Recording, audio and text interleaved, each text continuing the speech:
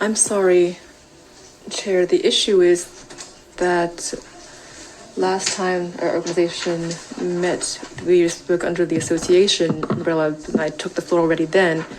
But anyway, distinguished special rapporteur, members of the forum, started from the beginning. In 2010, the Russian government systematically established a system of complete control over the indigenous peoples of Russia, in which a key role was played by the oppression of the leaders.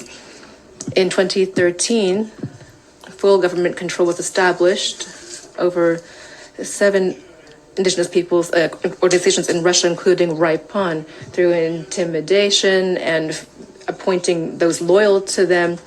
They limited or essentially destroyed human rights defending activities. In addition, the state turned RIPON and its leaders into an instrument for exerting pressure, for tracking and surveillance and intimidating independent leaders and activists. On the international level, they used it to project Russian propaganda. We expressed our solidarity to the representatives of indigenous peoples throughout the world and human rights organizations, but only RIPON expressed support for the actions of the Russian government with regard to arrest and repression of these indigenous leaders. I'm sure that after myself, RIPON will take the floor and say they do not support these actions, but we have statements from the leaders of RIPON in which they clearly state that they did support the actions of the Russian government with regard to the repression of independent leaders.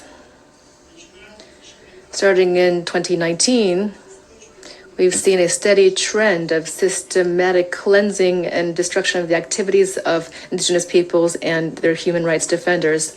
Today, we can see that the dismantling of independent human rights infrastructure of indigenous peoples has essentially been completed. Therefore, in December 2025, the FSB carried out mass arrests against 17 activists from the republics of Altai, Sahay-Puty, Kenyeronsky, Murmansk, and Tomsk, and other regions of Russia. All of them were charged with taking part in terrorist activities. In Moscow, Dalia Yegoreva and Natalia Ranga were arrested, and they are facing sentences of 10 to 25 years in prison. The freedom of Dalia Yegoreva and Natalia Yangard and other political prisoners, they ought to be freed. Thank you.